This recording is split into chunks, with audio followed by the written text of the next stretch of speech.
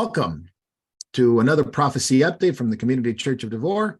My name is Marco. So glad for you to be here. Coming to you from my home and in Southern California, and a little bit different than we normally do it at the church. But this being a Memorial Day weekend, we had some stuff at the church, and we did a study this week at a home Bible study. So coming to you on a Friday, right before Memorial Day weekend, to give you some updates on what's going on. And it's important for believers to know what's going on. And it's important for believers to realize that the world is changing dramatically. And it is changing in a way that we've never seen before. I know believers, older believers, who tell me, I've never seen our nation, but not only our nation, the world like this, speaking to other believers from other countries. And it is what Jesus says, it's we're to be alert. We're to be alert, especially regarding his coming.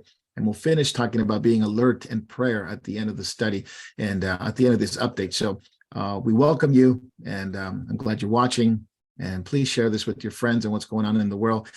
This one thing is interesting that in the news, especially living here in America, much of the news today is regarding the debt ceiling. People are talking about whether the Democrats and Republicans are going to come together and figure out the deal. But according to what happened this weekend, it seems like no deal this weekend. Speaker McCarthy has left for the weekend, for Memorial Day weekend, no debt ceiling deal, and no debt ceiling deal yet, according to Biden, who's said to leave the DC area tonight. So much of it is just being held up by the Democrats and Republicans. And meanwhile, the Treasury Secretary, Janet Yellen, is allegedly saying today that we have until the 9th before defaulting on our debt. This is much to do about, I guess, about nothing, because I do believe they're going to pass it. Some people are thinking that the 14th Amendment is going to be invoked, which is a whole other subject there in terms of debt, in terms of what happened at the Reconstruction after the Civil War, but tells me this is all theater. This tells me this is all theater. I think we're just going to add on to and pile on the debt to borrow more money to pay the loans that were already borrowed. So take a look at that. And now the Federal Reserve is going to have more grips on the American society and economy. And it just seems to be, going on and on in a direction that we see the dollar plunging, the economy failing, more and more problems in terms of inflation, many things that are happening around us. And it's a dangerous global shift because you see BRIC nations, the BRIC nations, which are Brazil, South Africa, China, Russia, and India, are pushing themselves toward a new economy. So the East is having their own economy and pushing and pulling, I should say, other nations to come. So the dangerous global shift away from the dollar. They want to have their own currency. It's driven by China. It's driven by the CCP. It's driven by Russia. It's driven by many of these nations who want nothing to do with the weak U.S. dollar. I mean, the dollar is stronger than the currencies, than all currencies right now, but it is plunging, meaning that you have the strongest of the weakest economies in the world, meaning that a lot of the world is really struggling. So the policy that the U.S. has right now to print more money in quantitative easing, as they call it, quantitative easing, it is leading us to a larger inflation, weaker economic outlook, and we're getting ready for a digital dollar. And this is what ultimately I see these things happening, that we're getting ready for the digital dollar. Fed now, which is coming on in July, which is basically the Fed will be in charge of all transactions, federal transactions, meaning that they'll not only deal with your checks, but they'll deal with all currency. And if you use their payment now, it's called Fed now. If you use their payment system to get paid, then the government will have hands on pretty much everything that you do. And ultimately, it's about the CBDC, the central bank digital currency, which is coming. It's coming into the whole world. Every country that I know of, including Israel and European nations and African nations, are all getting ready for this digital bank, CBDC, central bank digital currency, which is basically programmable money. So if you really want the government to know everything and control everything, and whether you can buy, sell, or trade, the CBDCs are going to be jump-starting that. And this is, of course, we see it as Christians. We see it as a way, preparing the way for the coming of the mark of the beast. I'm not saying this is going to be the mark of the beast. People usually jump to conclusions and say, well, this is it. We don't know. But we do see that the characteristics of the central bank digital currencies have a lot to do with what the book of Revelation speaks about. So more and more control, more and more surveillance, more and more programmable money in which you won't have any choice in the matter except to use what the government gives you. So people are fleeing to gold, people are fleeing to silver, people are getting out of it because most people don't want it. In fact, surveys in Canada, surveys in Australia, surveys in the United States shows that people don't want it. But the global elites still want to push this on. This is, of course, coming from central banks, not only in Europe, United States, but all over the world. Central banks, World Economic Forum, the UN really are pushing for a central bank digital currency in order to eliminate cash, in order to control and have more surveillance. Now, Joe Biden, of course, is doubling down on this globalism. In fact, the reality is that he was at the G7 meeting in Japan, and he said that they will not decouple from China, even though China is doing all it can, along with the BRICS nation, to destroy the dollar, crash the U.S. economy. And yet Joe continues to double down on globalism, meaning that they're not looking to decouple from China, despite the fact that millions of jobs have been lost to China. And the infrastructure of America has gone, basically, of production and manufacturing has gone to China. Now, Russia's central bank wants to bring other nations into their sphere of influence. And that would be the latest one is Iran. Now, they've talked to Saudi Arabia, they talked to other African nations, other Arab nations. But Iran seems to be the next one, strengthening the ties and financial ties to increase banking infrastructure and cooperation with one of the major proponents of terrorism in the world, which is the Ayatollahs and what they're doing in Iran, the mullahs. And they want to eliminate basically the US dollar in transactions with Russia. So a lot of interesting things, especially Russia signing deals. And this is moving into the wars and rumors of war. Russia signing deals to deploy nuclear weapons in Belarus. This is a new deal that had just come on the scene with Lukashenko, the president of Belarus, along with Russia, to really signify that tactical nukes are already being transferred into Belarus. So this is not looking good for the war. This war that started last year, that NATO, the US, along with Ukraine, against basically the East, Russia, and its supporters and those who support Russia, and the rest of the world have piled on. In fact, many of the nations, including the UK, including the US especially, in Germany, have given lots of money and lots of weapons to Ukraine. They say to defend themselves, but there's been a lot of reports that they've not only supported militarily by giving weapons, but troops on the ground, NATO, with troops on the ground have been found by many European newspapers have called it. Other newspapers have hinted about it, but more and more we see that NATO has been very much upfront against Russia, and Russia has been attacking severely into Ukraine. Who wins at the end of this day? Nobody. In fact, many people take sides. Many people take sides, and they're very critical of Russia while ignoring the corruption in Ukraine. On the other hand, some people give Russia they brush it under the carpet, all the things Russia did in favor of Ukraine. Neither government, Russian government or Ukraine government, have the best interests at hand for their people. In fact, they've caused many, many deaths, including in Ukraine with Zelensky, including in Russia with Vladimir Putin.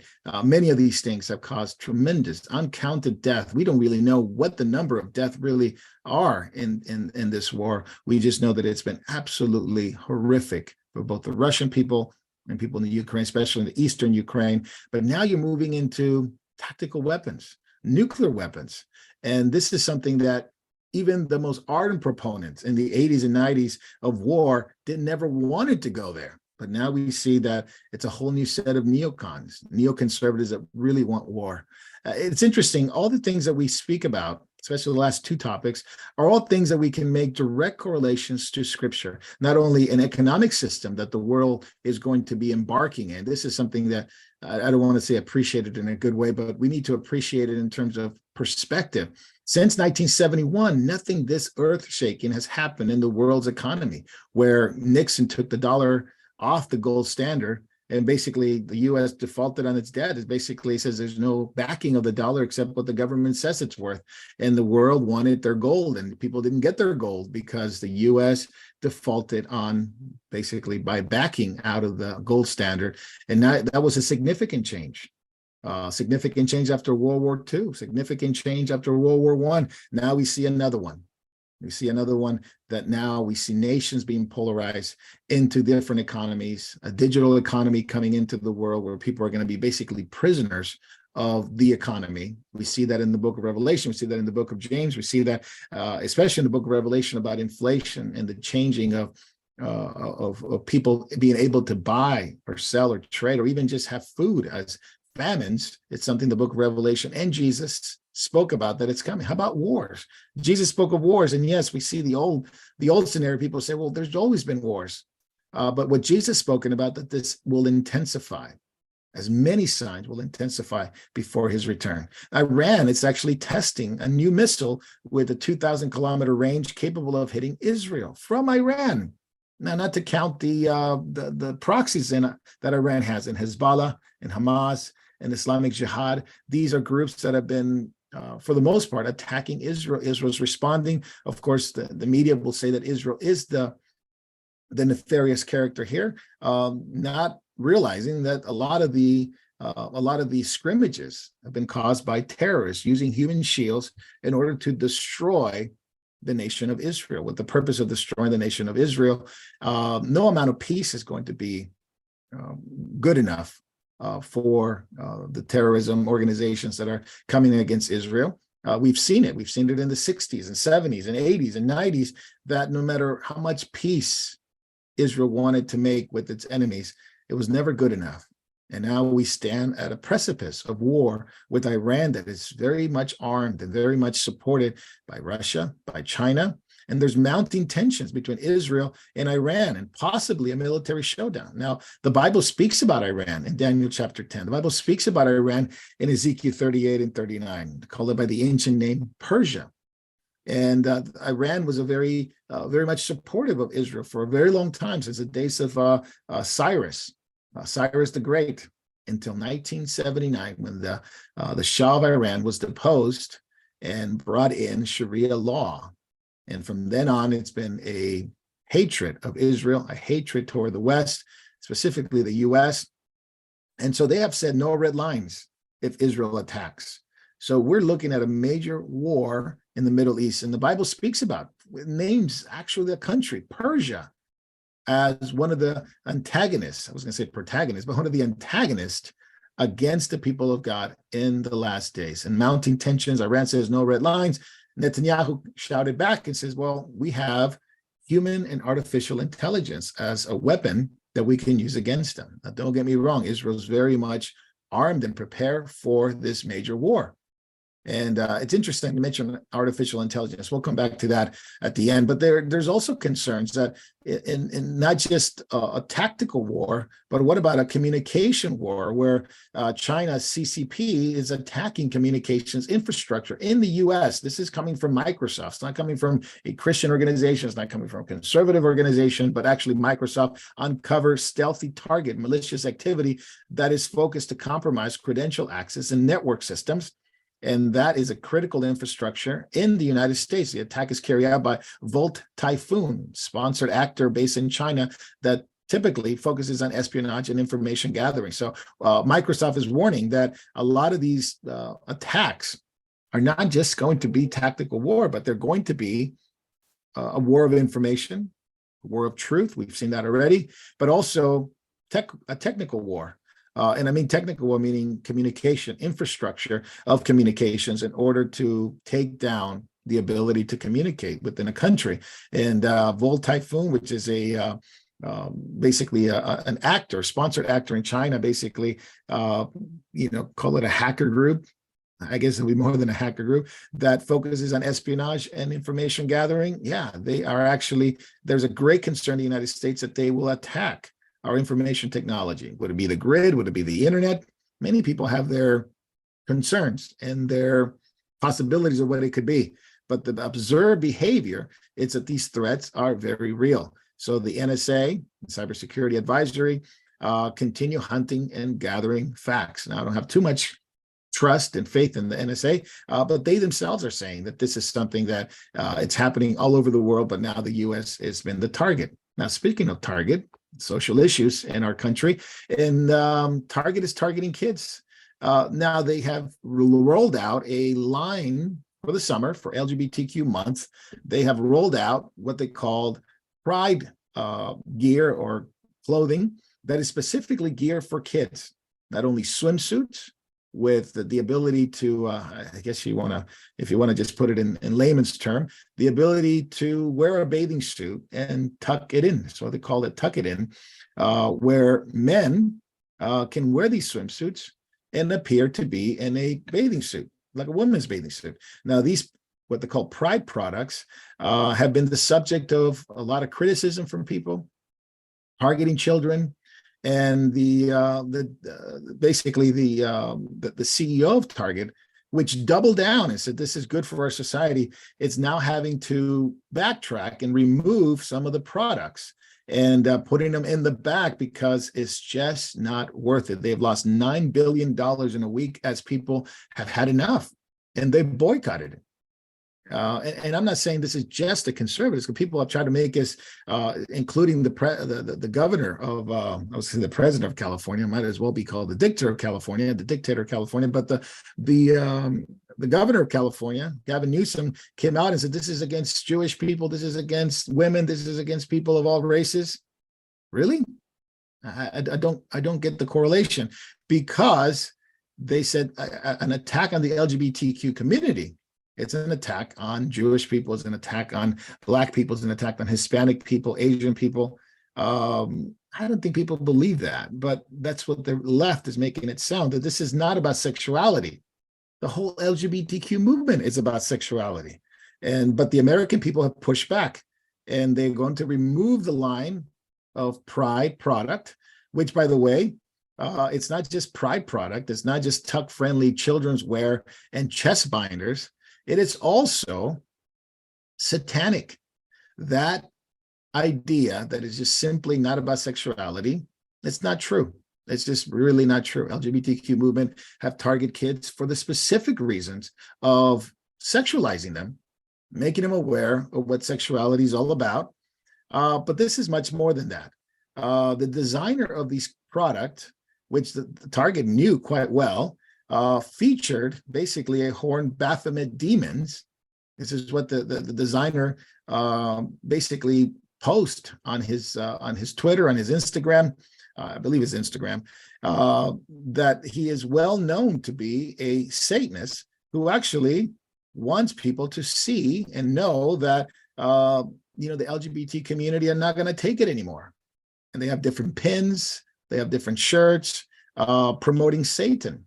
This is some of the things that this designer has been able to bring out to the market, not only in pins and shirts, sort of like a gay cult is what they call it. And saying Satan understands us. Satan is tolerant. Satan understands, the gay community. And Satan wants to be sort of the idea of sympathy for the devil, as the song used to say. But it's quite interesting. You'll be able to see some of the images that we're playing here. Things like we bash back. Things like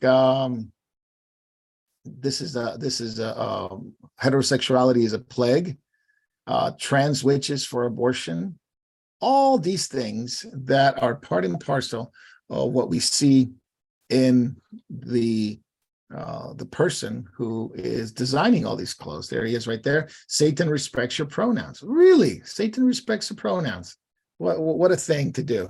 So for people that have criticized not only our ministry, myself, others who made the connection years ago that a lot of the LGBTQ movement had this roots in occulticism and Satanism. Not every one of them. We never said every one of them, but there was a large umbrella that is geared toward the idea of Baphomets and almost like a death cult. That has been proven time and time again that there is definitely a connection between Satanism, the LGBTQ movement, and the indoctrination that they want to bring. And this is part and parcel of what we see today. Now, it's interesting that even the AP, the Associated Press, lied about the fact that Target employees were being subject to violent confrontations. Well, that never happened. Conservatives didn't do that. People that went in, I just think people went in there and they looked at the product and they looked at what the kids were being subject to, because this was in the kids section, the women's section, and people just had enough that they were going to walk out and they didn't want to do it. And there's some $9 billion, and they're going the way of another company, Bud Light. Now, the backlash and boycott against companies like Bud Light, like Target now, it's also going to hit other companies. And this is the interesting thing. People, not just conservative, just people in general, are having enough of this. And there's a general pushback against this. Now, there's people that don't care. There's people that don't really think about it. They're just going to either grab their beer or go to the store, and they're not going to get into any political thing, but it is hitting them really hard. There's quite a bit of people who don't want this for their children. In fact, the company North Face, which is another clothing company, it's featuring an ad of a drag queen inviting everyone to come out. I think people have had enough. I think people have had enough of being subjected to what they really don't want to see. And I'm not saying just Christians, but Americans as a whole seems to be as liberal as America is getting. This is becoming too much, and people are just responding in a way that says, don't push this on our children. It is about children. If you think about the clothing, this is the North Face one. If you think about the children, it's children's clothing by a drag queen. This is exactly what North Face plus other companies would love to do. And by the way, these companies that you see here are following in the same way as North Face, following the same way as Target and Bud Light. They're just doubling down. And you could see, I guess these companies need to realize that this is also going to happen to them more than likely. Target and Bud Light, Anheuser-Busch, losing quite a bit of shares and their stock. And I think this is why Target had to get away or distance themselves for their Pride clothing. It's caused a great deal of turmoil to them, which kind of leads to the thing, why does Target want to do this? Well, a whole other subject, and maybe we'll talk about it another hand, but the connection between the family that founded Target, it wasn't called Target at one time, it was based out of Minnesota, and the connection with many of the elites and groups such as the Rockefeller and other groups who wanted to really influence society and influence America. See, it's not enough for these companies. I don't understand. It's not enough for these companies to just make a lot of money, be wealthy, and have a good product. They want to really influence society in America. They really wanted to influence sexuality. And they get involved in things like medicine, pharmacy, and they get involved in, of course, trying to deal with social issues. And speaking of social issues, I think this is something that is going to be happening in different parts of the world. By the way, I forgot, mention this. Speaking of the LGBT community and what's going on in different parts of the world, we also see that in Japan, we were talking about it and catching up with Jacob quite a bit. In Japan, there's this movement toward sexualizing Japan into the LGBTQ. And this is by Ron Emanuel being there. He's the ambassador to Japan from the United States, and a real push to try to get LGBTQ plus, I think it's now 2SL GBTQIA plus. They keep adding more and more to the alphabet, to the alphabet soup there, and the 2S has to do with two-spirit. It's two-spirit, lesbian, gay, bisexual, transgender, queer, and questioning, and intersex, and asexual, and plus, which is basically reflects the countless affirmative ways in which people choose to self-identify. They keep adding them, and more people are going to be saying soon they're going to keep adding more because more things are going to be added. It's just an avalanche of affirmative ways in which people sexually self-identify. And by the way, the left keeps doubling down that this is LGBTQ plus. It's not about sexuality. But Justin Trudeau at the G7 in Japan, by the way, lecturing the Prime Minister of Italy about Italy's stance on traditional families. And the Prime Minister of Italy supports traditional family, does not support the LGBT community plus as other nations have, and basically wants to give parental rights to the biological parents. And because of this, Trudeau began to, some people say mansplaining, but lecturing the Prime Minister of Italy regarding her stance. And you could just see her face. She wasn't having it. And even the Italian newspapers and the media questioning, why would Trudeau begin to lecture Italy when he can't even take care of his own country? in Canada. It seems to be out of control. The new survey shows, and this has been going on in Canada for some time now, but this survey shows there's a growing population support for euthanizing poor and homeless. As the amount of poor and homeless increases around the world, specifically in liberal countries and liberal nations and liberal states, especially here in America, but in Canada as well, number of assisted suicides is skyrocketing tenfold in a half a decade to 10,000 people. It's a culture of death. And this is what Trudeau has brought to Canada. Not only surveillance, not only the World Economic Forum, which he is a graduate from the Young Leaders School of Klaus Schwab, but also the culture of death that nothing's tolerated unless he says so. It is basically a regime. And the regime, combined with other political parties that support him, it is becoming more and more egregious against the people in Canada, against whether or not people have choices, against people not wanting certain medical procedures. And so it now is becoming apparent that is euthanasia. It's at the forefront of this. And this is it's creeping up around the world. It was Netherlands, it was Europe, now it's in the US, now it's in Canada. It's a disturbing manifestation of the culture because it didn't start with euthanasia. It started with, of course, abolishing the death penalty for violent crimes and also abolishing the right to live for babies. It's called abortion. And one of the most disturbing manifestations of this culture is abortion. And that same generation, especially here in America, that didn't care about Roe v. Wade, didn't care about that we're euthanizing kids, and now it's sponsored by the government. Now the spread of euthanasia, of assisted suicide, is growing. And it seems lunacy that you would actually have to face a decision to put down elderly or homeless or people that are poor. But the regime is taking the country right into a dystopian nightmare, and it's normalizing policies that make basically just another option to euthanize those who are poor, those who have terminal painful diseases, no matter what the medical conditions could be a poor, could be a mentally ill. Now, 1/3 of Canadians are apparently fine with this for no other reason than the fact that the patient is poor or homeless.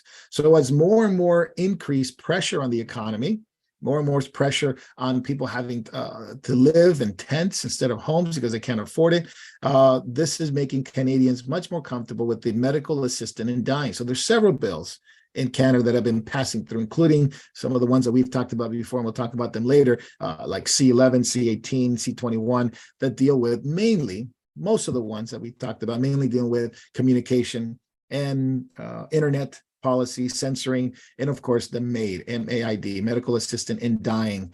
That's what the name should be, Medical Assistant in Dying regime. But what about the curtailing of speech? Well, Canada did that with the truckers protest back in February of last year. But what about Ireland? Ireland's about to pass a law. This is in Europe, criminalizing speech, thought, and crimes. Now, it's everywhere. Think about the US. The incitement to violence or hatred and hate offenses is what it's called. And it passed through Parliament overwhelmingly. The language is going to help the government enforcing their increasing woke agenda, meaning that their prime minister, who is an openly gay man, now presents threats to the public, basically by presenting this material that if it's deemed hateful, it could be confiscated and you'll pay a penalty for it. So the Irish Prime Minister is now open to bring this new law, which basically is going to increase the woke agenda. Basically, the threat of public presentation of material that are deemed hateful. That is true. But also the private storing. This is a crazy thing. Private storing that are deemed hateful, like memes. Young people love memes. Older people like memes. I like memes. People like memes. Now, if those memes seem to be hateful, they're going to be confiscated. Those memes on your phone, on your laptop. How about books on the shelf? If they're deemed hateful, you will be tried. You will be not even tried. You will be charged. What if you are convicted of having hateful material, not just presenting publicly, but storing them? This is really big, and I think we have to pay attention to this, especially those who live outside of Ireland, European Union, the UK, the US, Canada. if convicted, $5,400, 6 months to 2 years in prison. The police is going to be vetting this and so on. And all that it's needed, it's that it's just a search warrant. And all the officer has to do is to offer an oath before the judge that they are responsible because this is a reasonable grounds of hate speech. So somebody suspects that you have a meme, you posted something. Somebody suspects that it's in your computer, in your laptop, on your phone. They can confiscate any phone, any laptop, and demand the passports and encryption keys. And if you don't do it, it's $1,000 fine and 1 year in jail. Now, these hate incidents of individuals that feel threatened or hated are the only reason needed to be given in order for you to be searched or even charged. So hate incidents of individuals and how they feel. Now, think about feelings again. Not about facts, but feelings. Hate incidents. So if somebody feels threatened, somebody feels hated, and this is the new definition of the police, basically saying that that is what a person feels, then they have reasonable ground for hate speech search. Under the new definition, hate crimes have skyrocketed from 24 in 2021 to 97 in 2022, and even bigger probably in 2023. We don't have those numbers yet, but climbing. The new definition have caused hate crimes to go through the roof. Last year, this is a rough story, but as a Christian, Enoch Burke was jailed because he refused to call a student by different pronouns that the student preferred. Because the reason why the teacher, Enoch Burke, because of his Christian faith, they had enough of that. You say Christian, oh boy, you're going to get it. And he was jailed. Contempt of court, solitary confinement in the Dublin prison for 4 months. Just recently, the Ireland's High Court ruled in favor of the school that they had the right to suspend him because he was upholding his Christian beliefs. And that is not allowed. Do you see the persecution increasing? Now, Jesus spoke about persecution, not only in Matthew 24, 25, Luke 21, Mark 13. It's in the book of Acts. It's in the book of Revelation. Peter, Paul, the apostles spoke about persecution of believers, but in the context of the last days, the last of the days. And this is, again, increasingly in the West. Now, in the East, the Middle East, Asian countries, Russia, Christians have been persecuted for a long time. It's nothing new in terms of persecution. Jesus said it would happen. If they hated him, they would hate us because of him and our faith and trust in him. The world doesn't want Jesus and doesn't want anybody that represents Jesus. Doesn't want anybody that represents his word. And persecution has been I suppose, a staple of the Christian experience. Not in a good way. Nobody wants persecution, but it's something Jesus said. Those who live, Paul the Apostle said this, those who live righteous will suffer persecution. Looking at Jesus in his life and what he said, that you'll be hated for my name's sake, will be turned over into the courts. Jesus talked about into the courts. And this is exactly what Christians are going through in the West. And increasingly in Canada, pastors have been jailed. In America, evangelists have been in prison, have been thrown out, not only thrown out of different establishment, but even thrown out of churches when you speak the truth. And some churches have gone incredibly woke. But look at America. The Southern Poverty Law Center, it's labeling Christians and other conservatives as extremists. Now, this could be a conservative, could be considered a person who's a Catholic. A conservative could be a person who's a Christian. A conservative could be somebody that it's irreligious, but just basically wants conservative values. They're considered extremists. Dangerous threat to America, but they're not, obviously, they're not separating Catholic or Christian or anything like that. They just label everything at once. And this is the dangerous threat to America, the Southern Poverty Law Center, with a map saying this is where they are. These are the organizations and individuals and churches that promote extreme dangerous threats to America. And the FBI is actually using it. The FBI is actually using it to identify threats. It's almost like it was taken from a book called 1984. It's interesting, George Orwell, 1984. But Ireland is simply going to rubber stamp this, and speech legislation that's basically originated in Brussels. This is not just new to Ireland, but it's nothing new to the EU. Started in Brussels, EU, the UN.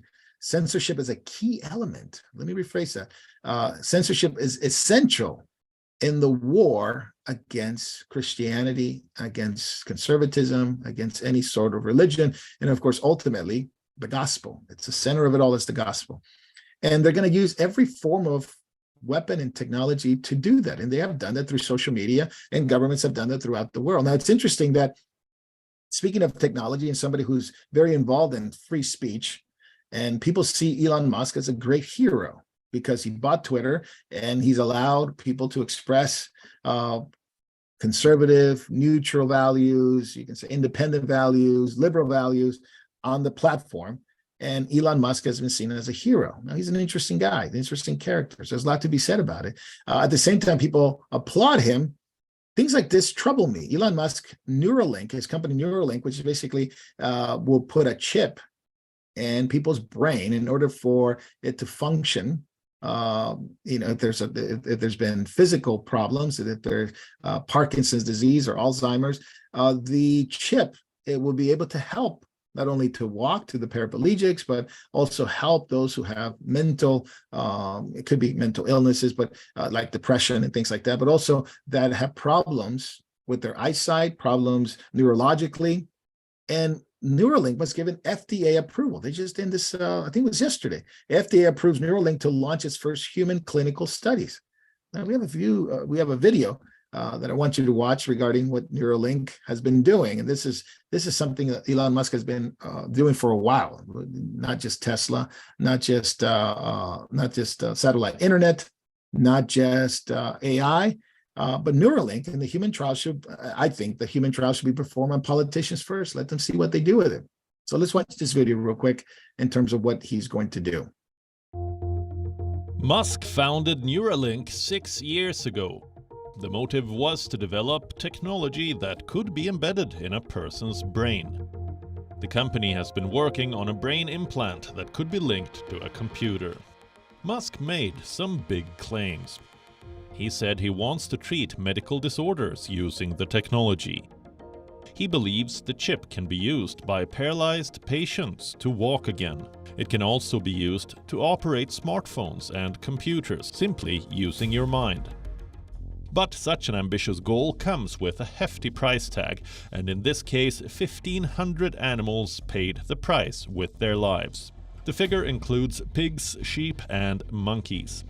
Neuralink's staff has complained that its animal testing is being rushed. This is causing needless suffering and death among animals. This has put Musk under the scanner. His company is under a federal investigation for potential animal welfare violations. The investigation couldn't have come at a worse time. Now, the AI technology, and there's a big dilemma. I'm probably gonna do a video, record a video and launch it regarding the AI technology and its dangers. And it poses a great danger. These are not just my words, but these are people, engineers, AI engineers, Google engineers, who they say it's essential. It's an existential threat to people. Not just jobs, not just the economy, but surveillance, censorship, globalization. AI is going to, and it's already have invaded many, many parts of our lives, even if you didn't know it. Deep fake videos, deep fake movies, deep fake images. It's able to lie. It's got a left-wing agenda, as we know from OpenAI system, the company that created chatbot GPT, but other AIs like Bard, and more. I think Facebook released a version of theirs. I think it's called Llama, but other companies are going to come on the scene. And it is so invasive. And I could go on, and I don't want to make this video too long, but I can go on in terms of what AI can do. But it can mimic your voice, and there's people already been taken in by. Only they need is 3 seconds of your voice, and the AI can duplicate your voice. And somebody that knows what they're doing can take that voice, call you, pretending to be a loved one, hold you for ransom because they need money, according to the call that you get, and they're pretending to be your family loved one because they took the voice from your loved one. Maybe a crank call, maybe they were able to spot the call online, and they'll be able to take those voices and really use them against their families. And there's been people already, it's happened already, that people already been taken in by AI. Now, it's of course jobs, of course, deep threats, and the technology is increasing. In fact, we have the story that AI actually was given money, was given power.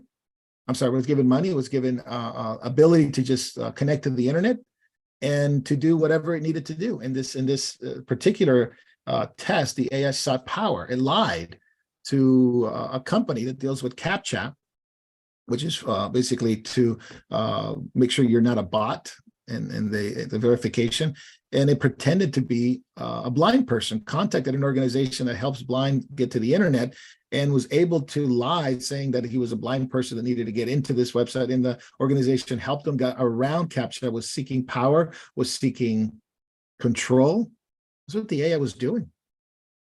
And I could go on. There's many more examples of what it's able to do, and we're only seeing the tip of the iceberg. And there's many who are calling, not the government, because the government would just turn it into a dystopia, but the government to regulate AI. I think they'll turn it into a dystopia. What about companies? Well, companies are not willing to do that because they don't want to fall behind from other companies. There's a competition, but many people believe something needs to be done in order to curtail the AI. And people have been very concerned. And I think one thing that is for sure, if you want to think about AI, algorithms, you want to think about LGBT community, you want to think about control, surveillance, you think about a brain chip, those are all connected.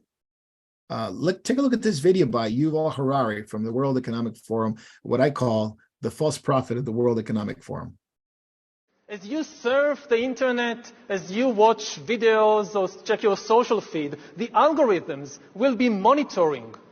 The algorithm tracks your eye movements, your blood pressure, your brain activity, and tells you who you are. Now imagine the situation in 10 or 20 years when an algorithm can tell any teenager exactly where he or she is on the gay-straight spectrum. Violence. I think that, it's more or less because... What did he just say? Wow. Yes, AI is able to do that, he says. Be able to give you a spectrum of your sexuality and gender. Interesting, isn't it? Now, more kids are confused. You want another AI confusing your kids? Well, this is what we're up against. And AI is going to be increasingly more powerful, more control, as it controls academia, as it would control the media, as it would control many things. And this is one of the scenarios that people are saying, we need to put a stop to this. Even Elon Musk says we need to put a stop to this. Other people are just going headlong into it. Now, people have reached out to our ministry about certain things that they see and are aware of. And it's not my goal to make a comment on every single thing or know every single possibility that could happen with these news, but people have reached out about the upside down U.S., the U.S. flag being flown upside down, about the Nazi flag at the White House, which when the U-Haul was stopped and they found a Nazi flag in there, the man who was accused of being a white supremacist did not look like a white supremacist. Was this a false thing? I don't know. How about senators getting satellite phones? Now, it's nothing new for senators to get the satellite phones, but do they need to advertise and tell us this as we're getting into the weekend? What about the 30-ton shipment of explosive chemicals that disappears between California and Wyoming? And people are concerned about that. It was ammonium nitrate, a chemical used to use as both fertilizer and explosive, that has gone missing. How do you lose a 30-ton shipment like that during a rail shipment between Wyoming and California? Well, maybe people that have worked in the industry, they can kind of shine a light into it. I work in logistics for a long time. Didn't not only just work with logistics and trains, but also in trucks. And tell you what, it was very hard to even lose a truck. I mean, we can identify where things are, and technology when I was working was far behind what it is today. But a rail car loaded with 60,000 pounds, so that's 30 tons of chemicals, left Wyoming on April 12th, and it was found empty 2 weeks later at the rail stop in Mojave Desert. Now, who would have taken that, and why would they needed to take it? That car rail was sealed when it left the Cheyenne facility, they said, and was still intact at Saltdale. So Federal Railroad Administration are investigating this, and improperly close hopper car gate is what they say it happened. All these things, are they related? I don't know. I think there's more to be seen here. I think there's something that we need to really consider and think about, but it is something that troubles people. And I think it's something that we need to realize, that a lot of things happening in our country, in the world, as many people that watch this channel, maybe watch this video also, not just in the US, but part of the world. Now, I want to finish with this, and I think this is a very important one. It's happening in Geneva this week, from the 22nd, I believe it's until the 29th. The entire world is clamoring for a global pandemic treaty. In Geneva, the WHO director is basically demanding sovereignty and control over all the nations, 194 nations, and they're clamoring, these states, these nations are clamoring that the WHO needs to control member nations because of, notice this, global warming crisis, pandemic crisis. Now, they're drafting this in May, a pandemic treaty, they call it. Actually, they changed the name to an accord, because the Biden administration didn't like it too much. Which is supposed to be adopted into next year's assembly. So they're going to vote it now, adopt it next year. And the developments of the World Health Organization suggest that and then intends establishing a platform for global governance through healthcare. Imagine that, to use medicine, health, to really control nations. Well, you saw what it did for the last 3 years. You saw how it tore families apart, where people have different kinds of opinions. Some believe it wasn't that strong. Some believe it was strong. Some believe it was you needed to get a procedure. Some believe you didn't get a procedure.